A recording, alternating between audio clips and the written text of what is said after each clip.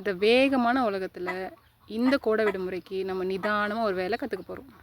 நம்ம வீட்டில் என்ன பண்ண போகிறோன்னா கூடை பின்ன போகிறோம். இது வந்து ரொம்ப பொறுமையாக நிதானமாக ரொம்ப நேரம் எடுத்து செய்கிற வேலை. ஸோ ஒரே வேலையை திரும்ப திரும்ப செய்ய போகிறோம்.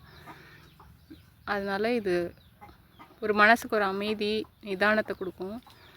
அவசரமான உலகத்தில் ஒரு பொறுமையை கற்றுக் கொடுக்கும். ஒரு விஷயத்தை முழுசாக முடிக்கிறதுக்கான மனசில் ஒரு தெளிவு கொடுக்கும். குட்டி வந்து நிறையா படிக்கிறான்.